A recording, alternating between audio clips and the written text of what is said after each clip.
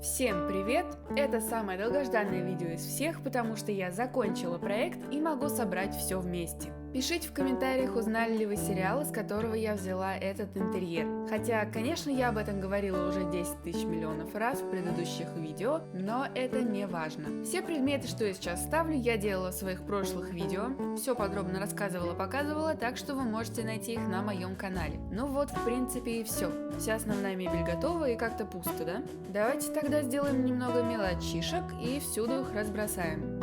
Начинаю я с разделочных кухонных досок. Они, как правило, из дерева, так что надо сделать симпатичный узорчик из полимерной глины. Я взяла 4 разных цвета, но они все в одной цветовой гамме и друг с другом хорошо сочетаются. Кромсаю их ножом на маленькие кусочки. У меня 2 было уже из старых запасов немного подсохшей глины и 2 очень-очень мягких ломтика. В данной технике первые 2 подходят идеально, а вот мягкие очень некомфортно резать, так что перед этим их можно положить в холодильник, чтобы они затвердели. Все нарезала и смешиваю вместе.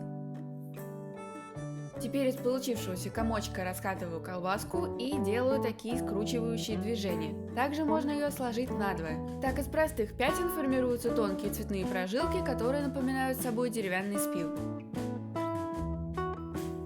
Когда добились нужного результата, раскатываем пласт и вырезаем нужную форму. Я решила сделать 2 доски разных размеров и сразу намечаю, где будет ручка. Ее можно вырезать, но я решила пропилить ее фрезой уже после запекания. Так отверстие будет смотреться ровнее. Поверхность зашлифовываю грубой наждачкой, чтобы она была небрежно потертая.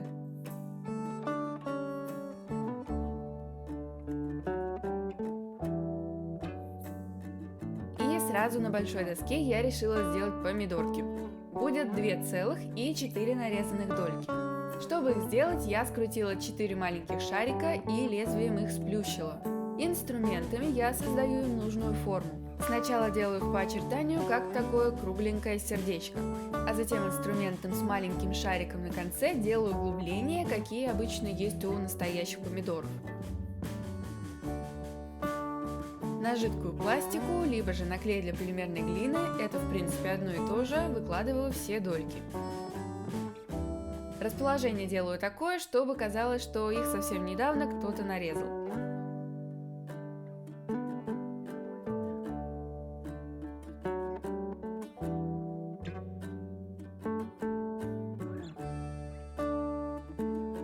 Вышла доска из обжига, и надо сделать ее более реалистичной. Просто делаю серединку долек светлым оттенком. Я себе даже распечатала такую шпаргалку, а то села сначала я расписывать и думаю, а что делать-то? Я даже не помню, как они выглядят в срезе. Расписала и теперь делаю сок. Тоненькой кисточкой накладываю прозрачный лак толстым слоем, чтобы создавалось ощущение такой многослойности.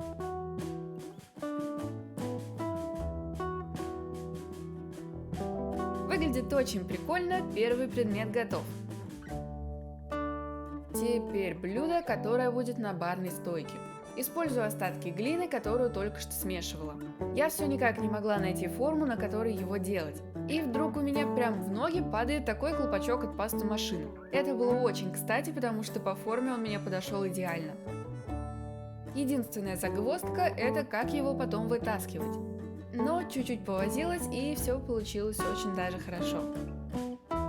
Донышко я решила сделать цветным, поэтому заклеиваю половину скотчем, чтобы не выходить за линию, и крашу. Разумеется, одним слоем тут не обошлось. Вот такая тарелочка. В сериале я увидела такие 2 разноцветные солонки для соли и перца. На верхушку я приклеиваю по бисеринке, чтобы зрительно как-то завершить эту фигуру.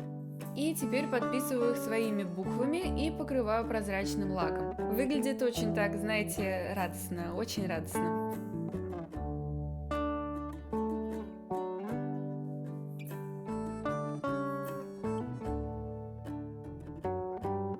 Кружечки. Если у вас есть подходящие по размеру деревянные или металлические формы, то, конечно, лучше брать их. Но у меня таких не нашлось, и я взяла обычные карандаши, это тоже неплохая замена. Влажной салфеткой я протерла изделие, чтобы разгладить форму. И из куска фольги я проминаю такую подставку для карандашей. Она удобная в том плане, что когда надо делать ручки, не надо карандаши класть на стол, и они не помнутся.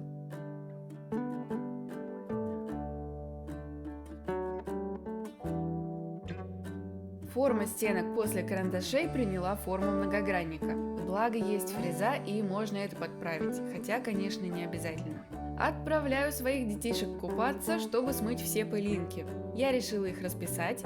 Все-таки квартира вся цветная, так пусть и посуда тоже будет цветная. Расписала все и оставила только 4, которые я сделаю с напитками. Коричневую сухую пастель натерла в небольшую емкость и перемешиваю с жидкой пластикой. Пусть это будет какао или кофе. Не, наверное, лучше кофе. На донышко кружки я положила кусочек полимерной глины, чтобы не заполнять ее полностью. И теперь аккуратно накладываю почти до краев. Белым я решила сделать сердечко из сливок. Пока это так не выглядит, конечно. Но тонкой кисточкой я набрала еще на кончик немного коричневого и подправила форму. Ободочки я решила покрасить просто белым, а некоторые другими цветами. И теперь покрываю все глянцевым лаком. Это самый-самый любимый этап работы. Вот без посуды кухня такая грустная и мрачная, а с ней уже становится веселее и темных цветов и не замечаешь. Теперь сделаем фрукты в чашу. Начнем, пожалуй, с бананов. Я раскатываю колбаску из глины одной толщины и режу на несколько кусочков одинаковой длины. Чтобы придать им форму банана, я плоским инструментом их чуть-чуть приплющиваю таким образом. Давлю не сильно и заужаю форму к краям.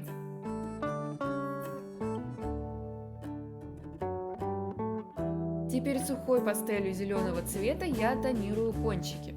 Должен получиться такой плавный нежный градиент от желтого к зеленому. Начинаю их скреплять по одному вместе в шахматном порядке. Но скрепляю я только кончик, а основную часть банана я не трогаю.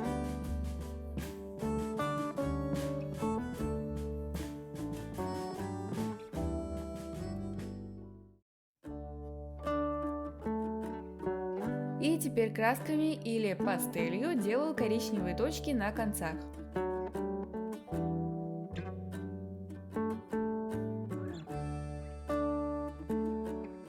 По-моему, выглядит очень реалистично.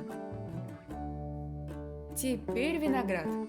В данном случае я решила, что для этой чаши он должен быть просто огромный, чтобы все смотрелось довольно гармонично. Поэтому я катаю очень-очень много виноградинок, чтобы собрать прям-таки грандиозную ветку. Сначала я их запекла и дала остыть. Крепить я их буду к болванке из фольги. Когда я ее делала, клей почти засох. Клею я их в шахматном порядке, а в пробелах делаю еще и второй слой, чтобы была неравномерная гроздь с какими-то выступами. Вот такой виноград получился. Кладу ее в тарелку, и уже почти все место занято, этого я и хотела добиться. Лимоны. Сначала я просто делаю форму целиком, а затем зубочисткой делаю один конец более контрастным по отношению ко всему остальному, как небольшой нарост. Зубной щеткой или еще чем-нибудь, что может сделать фактуру, тыкаю по поверхности и создаю ощущение рыхлой лимонной кожуры.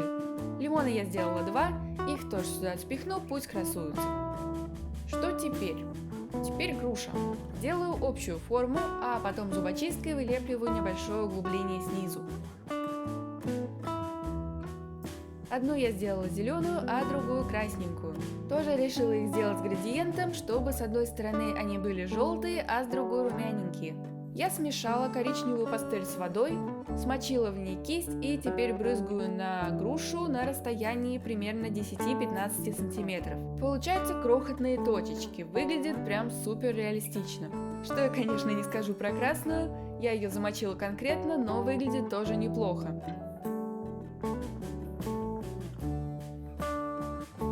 И последнее, что я положу в блюдо – персики. Их форму делать было интереснее всего. Сначала катаю шарик и заостряю одну форму. В той, которая напротив, делаю углубление и от него провожу линию до второго конца. Розовой пастелью делаю совсем легкую дымку, только в одном месте. Получаются нежнейшие персики, которые я положу на самый верх. И украшение для кухни. Его я тоже заметила, пока смотрела сериал. У меня закончилась цветная полимерная глина, так что решила сделать все из желтой и потом покрасить. Что это будет? Ананас, бананы и еще папайя? Да, кажется, это папайя. Но я в этом не уверена. Экзотический фрукт.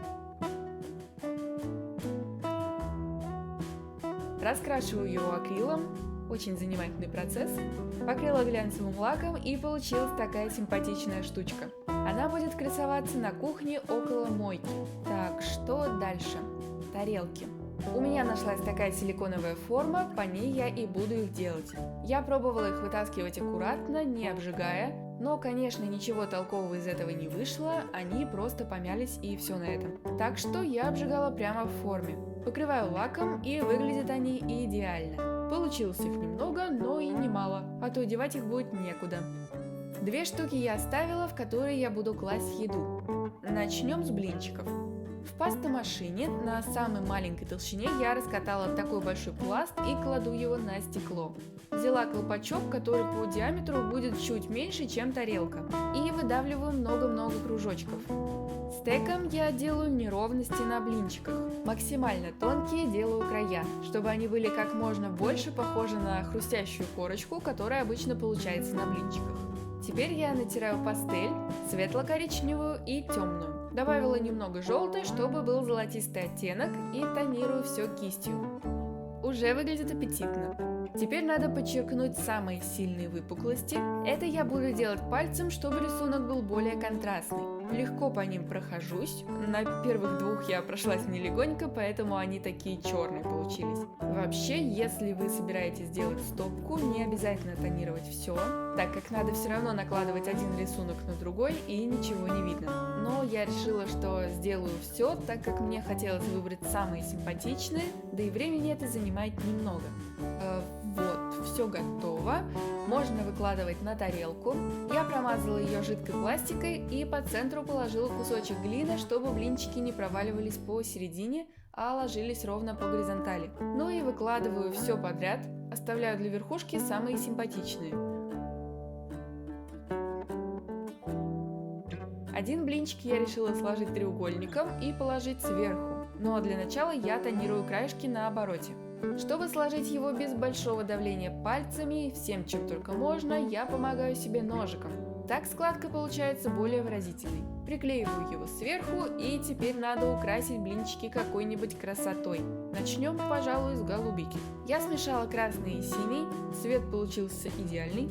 Скручиваю малюсенькие шарики, и теперь надо сделать характерный для этих ягод рисунок.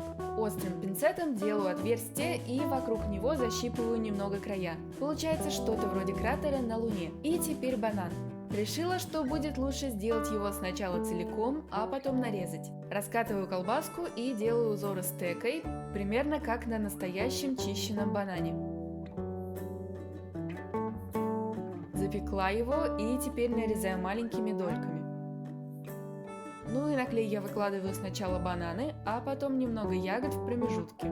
Теперь самое интересное – добавить немного аппетитности этому всему. Я смешиваю разные цвета гель-лаков с прозрачным, чтобы они были по цвету как сироп, и кладу немного сверху под фрукты. Где-то я сделала его стекающим по стенкам. Получилась вот такая красота, пусть стоит на столе. А следующее у нас по списку мяско. 3 кусков вполне хватит. Чтобы сделать фактуру, я использую фольгу. Когда они уже достаточно мятые, обрабатываю края чем-то острым. И плюс придаю форму мяса. Теперь все это дело надо затонировать. Использую 2 оттенка коричневого, чуть красного для румянца и наношу кистью, начиная со светлых оттенков. Пальцем я подчеркиваю самые сильные выпуклости. С мясом неплохо будет смотреться картошка. Скручиваю такие комочки и разрезаю их на части. На клей я буду выкладывать все в тарелку. Вот мясо. И теперь в хаотичном порядке выкладываю картошку. Получилось немного мультяшно, надо бы добавить немного реалистичности. А вот, собственно, и она. Выглядит прекрасно, можно ставить на стол. А как я это сделала, сейчас покажу. Но делать я это буду уже на сковородке. Я облепила пласт полимерной глины на лампочке и запекаю прямо на ней. Чтобы она не заваливалась и нормально стояла, делаю донышко. Удобно это делать стеклом, чтобы было видно, ровно ли получается. И после запекания я аккуратно все это дело снимаю и зашлифовываю края. Теперь я провожу ту же работу, что и с тарелкой, только на дно прокладываю кусочек глины, чтобы казалось, что еды намного больше, чем на самом деле. А вот как я все это украшаю. Как только все детальки выложила, тонирую картошку золотистым оттенком. Она уже выглядит не сырой, а как будто с поджаркой. В общем, очень реалистично. Я все запекла и теперь делаю ручку для сковородки.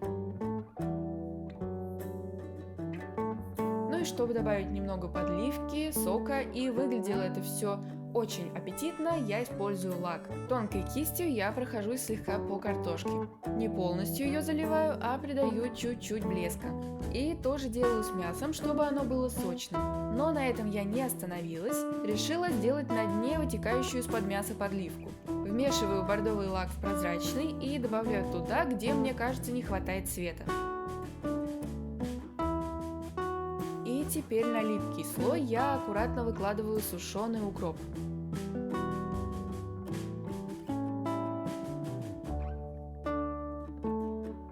На этом, думаю, можно остановиться. Теперь запекаю под лампой. Так, у нас на кухне есть полочки, на которых должны стоять баночки. Я увидела их в сериале и тоже решила скопировать. Чтобы не тратить так много полимерной глины, я решила использовать бумажные трубочки для напитков. Они сейчас как раз активно входят в моду, и их можно найти просто везде. Размечаю на ней отрезки по сантиметру и нарезаю.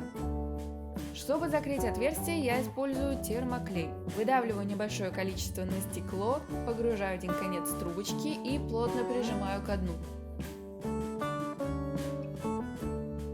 Как только они подсохли, их легко снять со стекла. Ко всему прочему, колечко, которое было лишним, также без проблем снимается. Аналогичную работу провожу с другой стороной. И надо вообще дать понять, что это консервы. Я распечатала на принтере такие маленькие этикетки, вырезаю их и клею. Донышки я решила закрасить серебряной краской. Так будет еще больше похоже на консервы. И в принципе это все. При желании можно их покрыть лаком. Получаются такие милые баночки. Теперь их надо выставить на полке.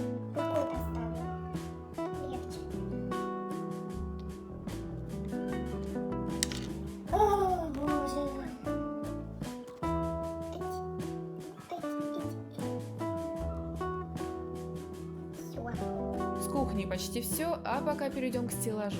Я активно высматривала мельчайшие детали в сериале и наткнулась на прелестного слона. Его было делать очень интересно, так как форма у него очень необычная, в таком декоративном стиле. Кусок глины у меня успел нахватать ворсинок, но это не важно, потому что после обжига я тонирую все прожилки акрилом, разведенным в воде, и ничего этого не видно. Он приобретает прям-таки некую брутальность, и выглядит это очень здорово. Книжки у меня остались от предыдущих проектов, и вот наш прекрасный слон, он будет красоваться на полочке.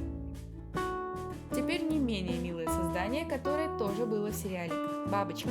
Она тоже довольно упрощенной формы. После запекания я перекрываю ее розовым цветом, просто потому что глины у меня такой не было. Она была в таком детском стиле, будто это давнишняя поделка из детского сада. Поэтому я попробовала сделать что-то похожее на то.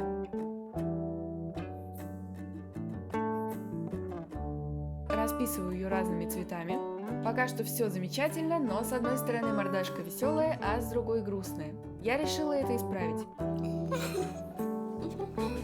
Да, получилась скорее неадекватная ухмылка, но это лучше, чем грустная рожица. Покрыла глянцевым лаком и ставлю вниз. Теперь необычные штуковины, даже не знаю, что это, но в сериале они тоже были. Вырезаю их по трафарету, чтобы они были одинаковые.